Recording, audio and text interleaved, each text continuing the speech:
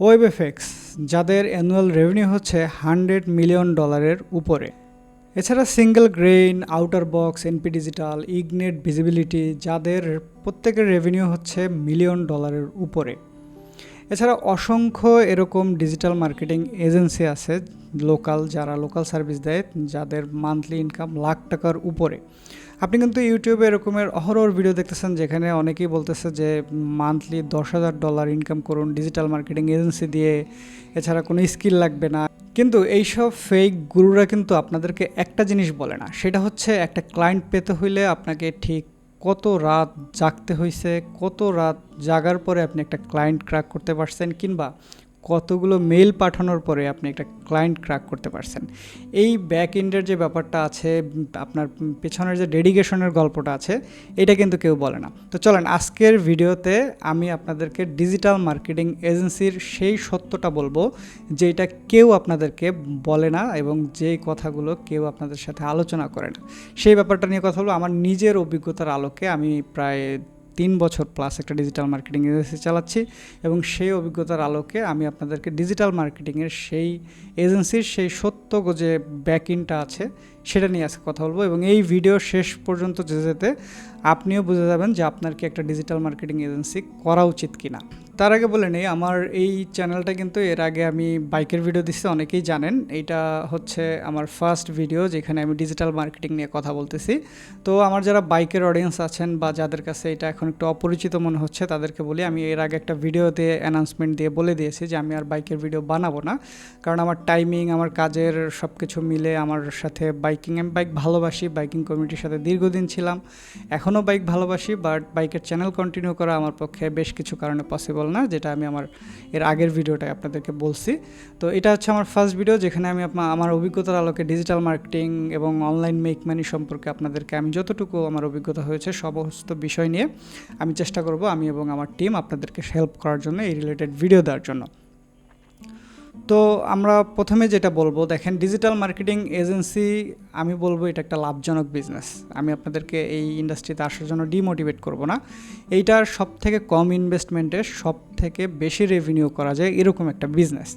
But আমরা যেভাবে দেখতেছি, আমাদেরকে যেভাবে বলা হচ্ছে যে কোনো স্কিল লাগবে না, কিছু লাগবে না, আপনি একটা ডিজিটাল মার্কেটিং এজেন্সি করে 100 কোল্ড মেল পাঠায় আপনি প্রথম ক্লায়েন্ট ক্র্যাক করবেন, এরপর দ্বিতীয় ক্লায়েন্ট, এভাবে করে আপনি মানে $10,000-20,000 মান্থলি আর্ন করবেন।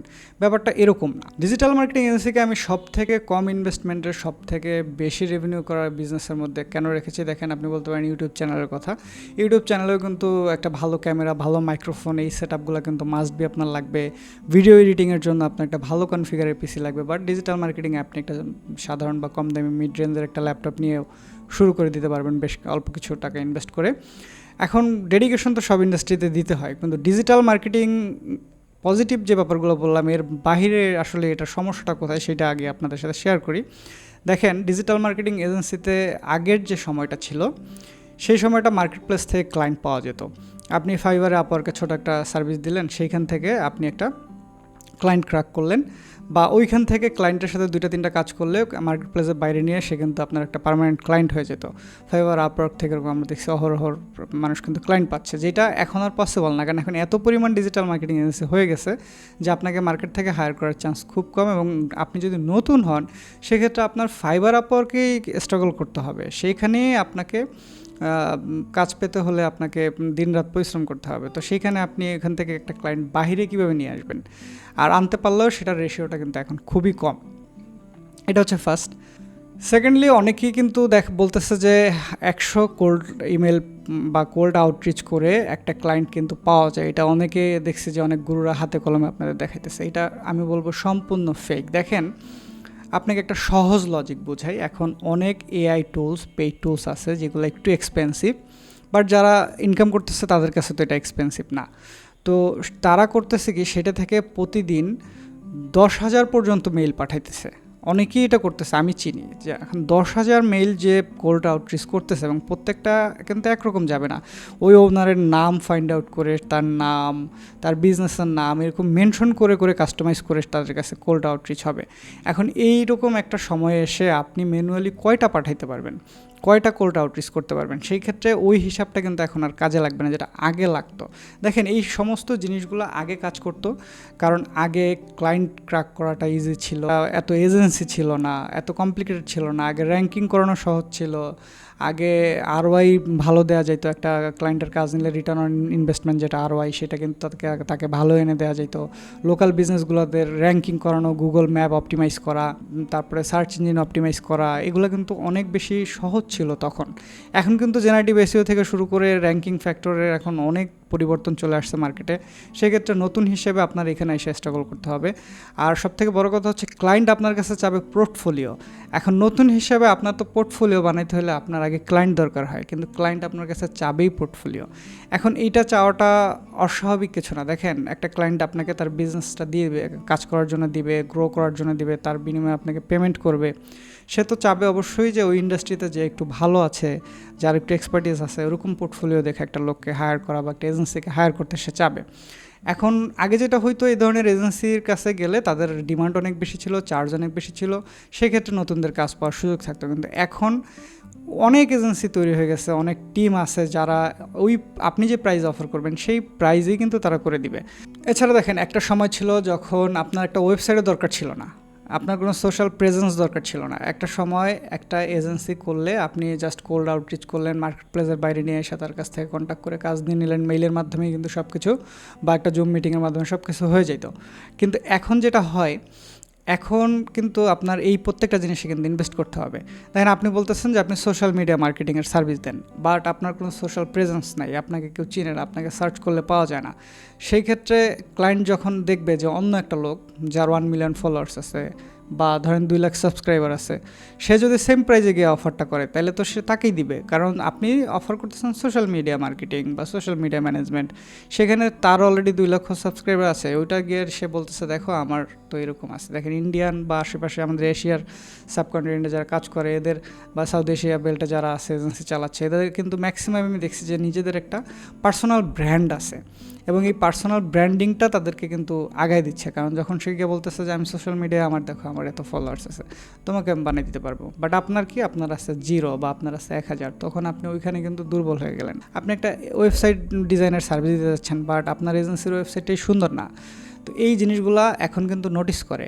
একটা টাইম বেসিক ইংলিশ জানলেই হয়তো খুব এক্সপার্ট হওয়া লাগতো না, খুব ফ্লুয়েন্ট হওয়া লাগতো না, মোটামুটি আপনি বেসিক ইংলিশটা জানলে ওটা ক্লায়েন্ট চালাই নিত, যেহেতু ক্লায়েন্টের কাছে অল্টারনেটিভ ছিল না।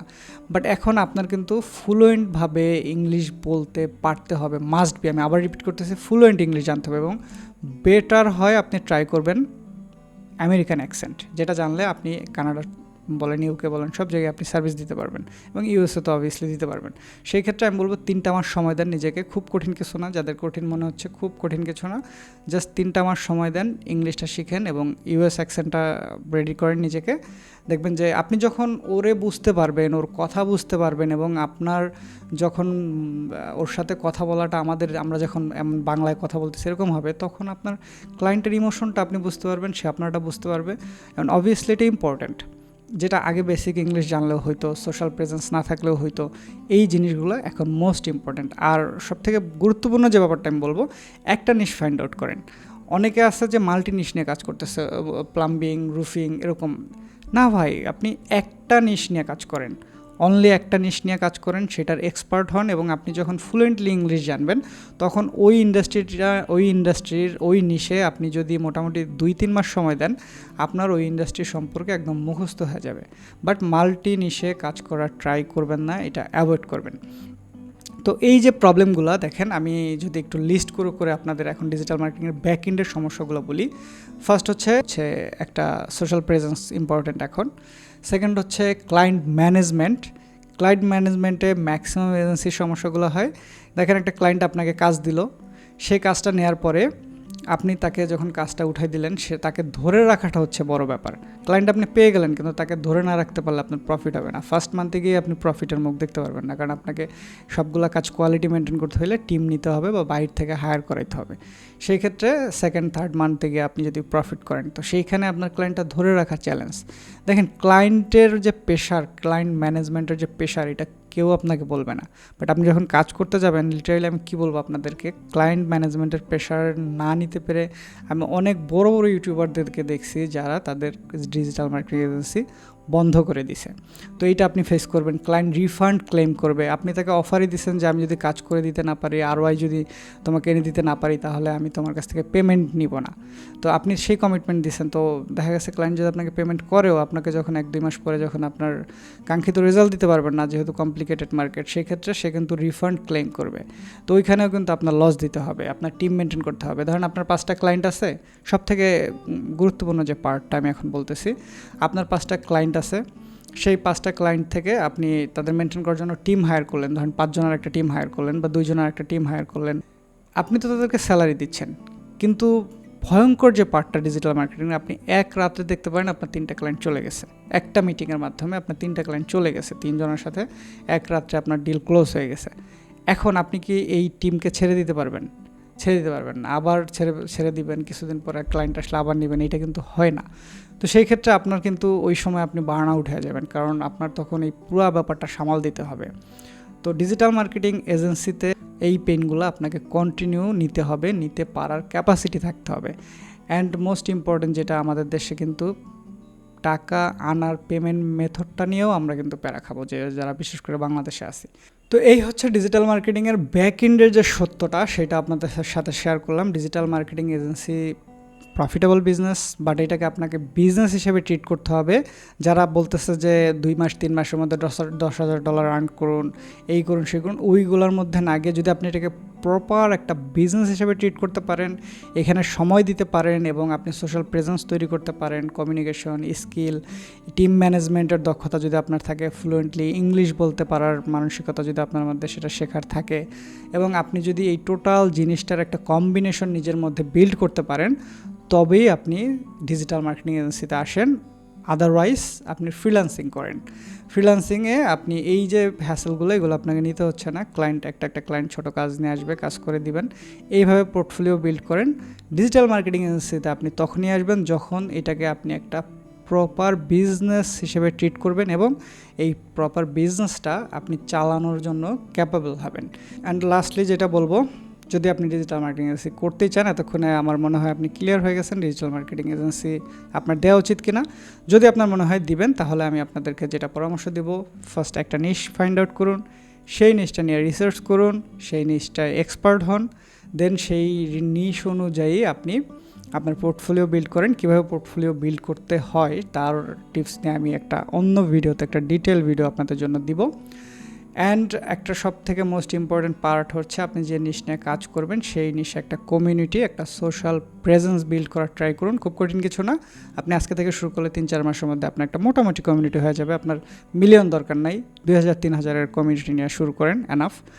অ্যান্ড সোশ্যাল মিডিয়া থেকে সব জায়গায় অ্যাক্টিভ থাকেন, ওই কমিউনিটি নিয়ে ভাবেন। আপনার ফেসবুক থেকে শুরু করে সব কিছুতে যেন ওই পোস্ট আসে, সব কিছুতে যেন ওই ধরনের কমিউনিটির মানুষের সাথে আপনার কানেকশন থাকে, লিঙ্কডইন থেকে শুরু করে সব কিছুতে। অ্যান্ড আপনার একটা নেইবারহুড ইফেক্ট তৈরি করে ফেলেন এই কমিউনিটির উপরে। দেন আপনি ইংলিশটাকে ফ্লুয়েন্টভাবে একটা ইংলিশ লার্নিংয়ের কোর্স করেন, যা করা লাগবে। এখন ইউটিউব ভিডিও অ্যাভেলেবেল মানুষগুলো পাওয়া যায়, বা অনেক কোর্স অ্যাভেলেবেল ফ্রি কোর্সই পাওয়া যাচ্ছে, সেগুলোর মাধ্যমে করেন। অ্যান্ড দেন আপনি ডিজিটাল মার্কেটিং এজেন্সিতে আপনার যে নিশ আছে সেই নিশ নিয়ে কাজ করেন। ডিজিটাল মার্কেটিং এজেন্সি একটা বিগ বিজনেস, সো এটা 30 দিনে ধনী হওয়ার কোনো শর্টকাট ওয়ে না। অ্যান্ড এটা আপনার লং টাইম একটা ইনকামের ব্যাপার, এবং এটা কিন্তু অনেকে বলে যে প্যাসিভ ইনকাম, একবার আসলেই চলতে থাকবে, এরকম। এটা সম্পূর্ণ ফেক। এই ফেক গুরুদের থেকে দূরে থাকেন। অ্যান্ড নিজের যদি মনে হয় যে আপনি স্কিল, কমিউনিকেশন, টিম ম্যানেজমেন্ট, এই সমস্ত হ্যাসেল নেওয়ার জন্য রেডি এবং পারফেক্ট, আপনি এগুলো পারেন, দেন বাকি যে ব্যাপারগুলো আছে এগুলো লার্ন করে ডিজিটাল মার্কেটিং এজেন্সি শুরু করতে পারেন। এটা একটা বেটার বিজনেস এবং লং টাইম ইনকাম করার মতন একটা বিজনেস। ভালো থাকেন, দেখা হবে অন্য একটা ভিডিওতে।